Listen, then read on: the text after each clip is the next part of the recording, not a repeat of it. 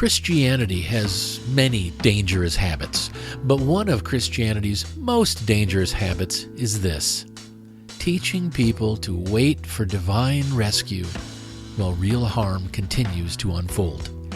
To help us break that habit, let's unpack how ancient stories about light and darkness were transformed into a theology of passivity, and why that belief pairs so easily with authoritarian power. In a fragile political moment, waiting is no longer neutral. It's a choice. Welcome to another bonus edition of the MTB Podcast, a segment of the weekly episode that I call Afterthoughts. This is my favorite part of these weekly presentations because it gives me a chance to dig a little deeper into something that came up during the main episode. Look, we're living in a moment when democracy feels very fragile.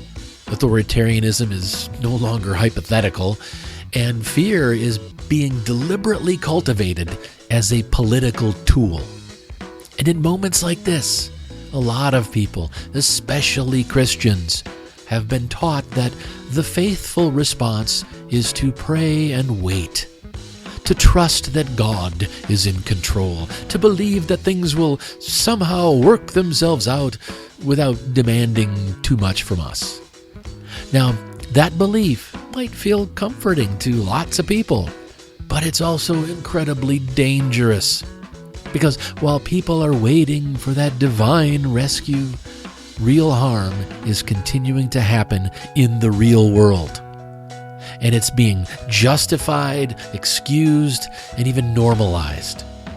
In this episode, I want to talk about how ancient stories about light and darkness were transformed into a theology of waiting.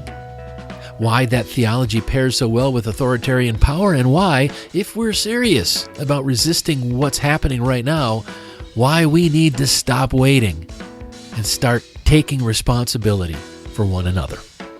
So, let's dive into that in this episode of Afterthoughts. All right, let's go back and zero in on a problem that most Christians don't realize. You see, the language we worked with in the main episode this week is incredibly familiar to a lot of people. Light, darkness, hope, salvation, rescue. These are words that sound comforting, even inspiring. But how we understand them and where we locate responsibility matters a lot more than people realize. Christians are trained from a very early age to hear these words in a specific way. Think about it. Light comes from above. Rescue comes from God. History bends because of divine intervention. It's God's plan. And our role at the end of the day is to wait, obey, remain faithful, and trust that things will work out the way they're supposed to. But let me be very clear. That way of reading these scriptures is not the original way they were meant. It's not inevitable, and it's definitely not harmless. Christianity didn't invent hope, but it did something very specific with it. It redirected hope away from human responsibility and toward supernatural rescue. And that redirection has had consequences we are still dealing with right now. So let's start where these texts actually come from. In Isaiah, the people walking in darkness, they aren't sinners lost in some abstract spiritual void. They're communities who are living under occupation. They're dealing with political domination, economic collapse, displacement, and just loads of fear. Darkness is instability. Darkness is oppression. Darkness is a society that has been broken and doesn't yet know how or whether it can recover. And light, in that context, doesn't mean a Messiah arriving centuries later. Light means relief It means reorganization. It means justice. It means the return of safety, dignity, and some measure of self-determination. Most importantly, it assumes participation. The text imagines people living differently, governing differently, cooperating differently. Nothing in Isaiah suggests that people should sit still and wait for the universe to fix shit for them. The hope is grounded in collective human effort. Stripped of all the later theology, this is a deeply human story. Darkness ends when people reorganize their lives, resist what is crushing them, and then rebuild together. There's no requirement for supernatural intervention here. There is a requirement for courage and cooperation. But Christianity changed all of that. Christianity rewired these old stories and claimed that, well, they were actually prophecies. After Jesus was executed, his followers did what grieving, disoriented communities often do. They went searching for meaning. They combed through their sacred scriptures, looking for explanations, assurances, validation. They had decades to do this before any of what we call the New Testament was written down. That's when something important happened. These stories stopped being read for the historical lessons that we could glean.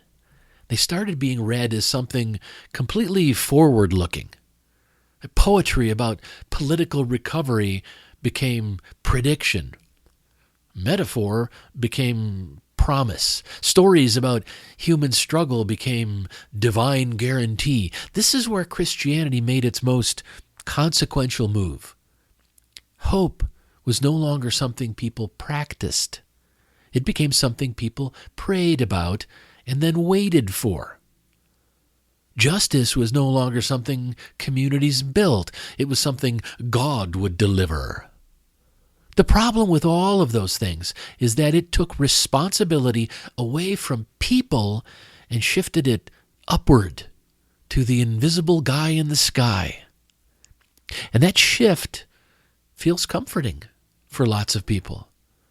But it's also profoundly disempowering.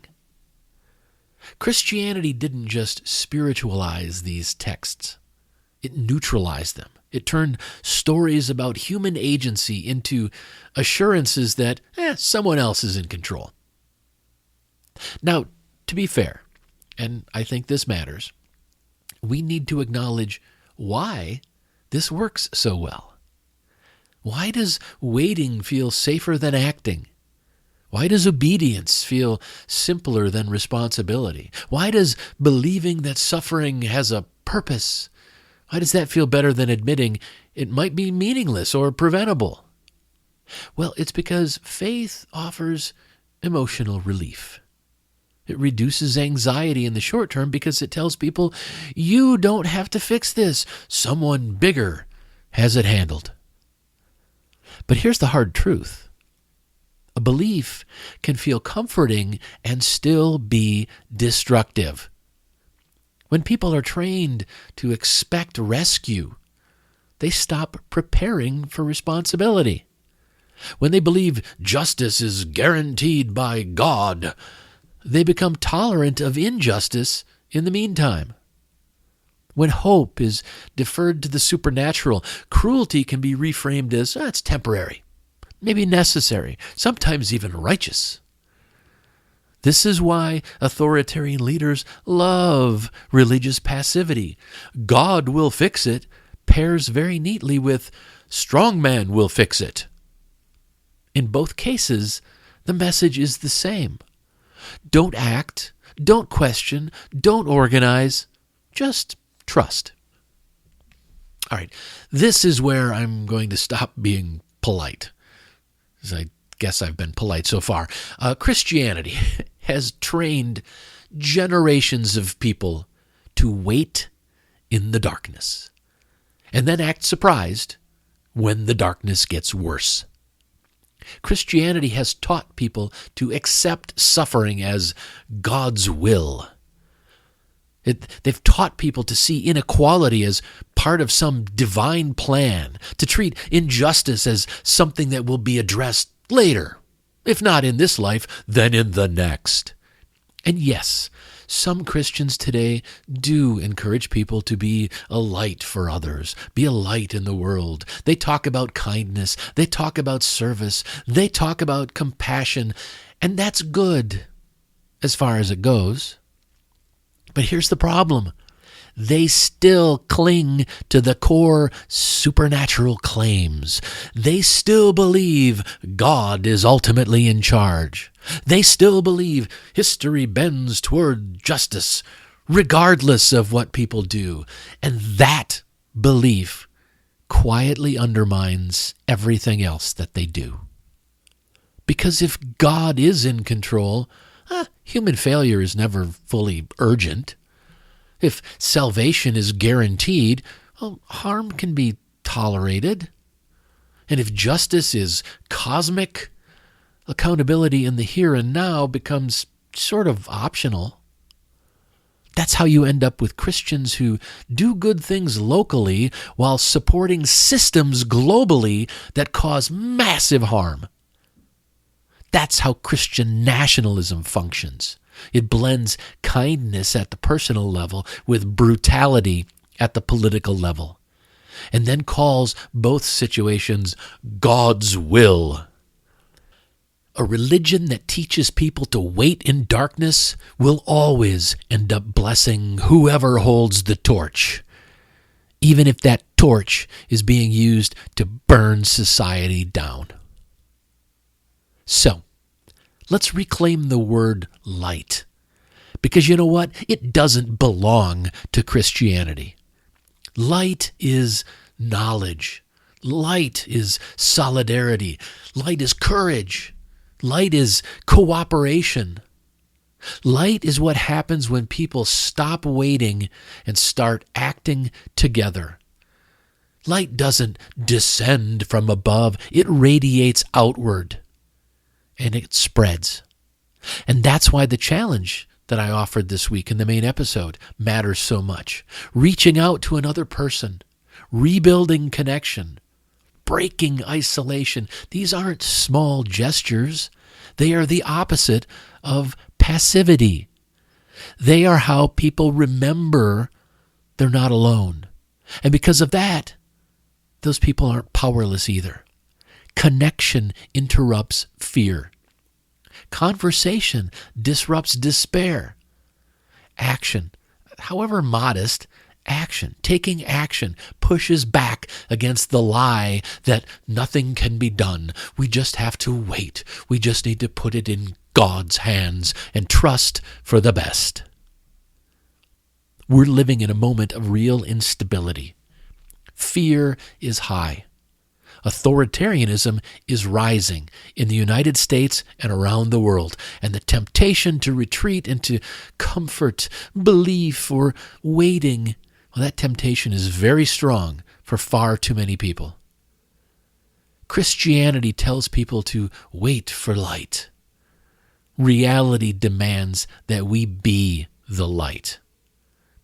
If darkness is going to lift in our time, it won't be because God intervened or history magically corrected itself. It will be because ordinary people refused to wait for permission from God, from leaders, or from tradition, from anything. The future doesn't belong to those who wait the best.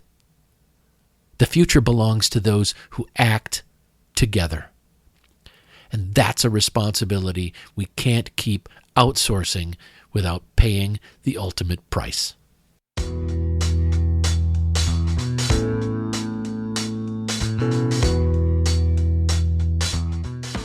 Thanks for joining me for this episode of Afterthoughts. If you want to keep up on everything I'm doing, please head over to thecodaproject.com and subscribe to my newsletter. You'll get notifications whenever I publish anything, and I'll also keep you updated on the weekly live streams of Mythologizing the Bible.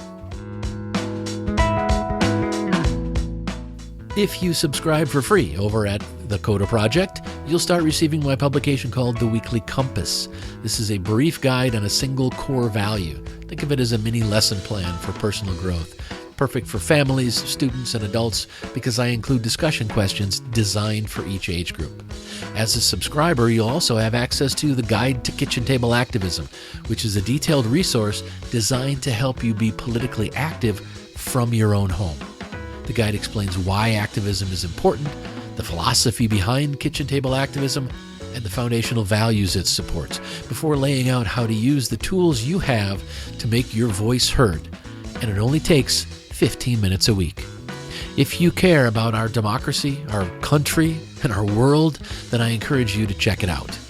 While you're at it, make sure you hit that subscribe button so that you'll start receiving my newsletter called The Kitchen Table Activist. Thanks again for listening. Until next time, remember to question everything, keep what's good, and live what matters.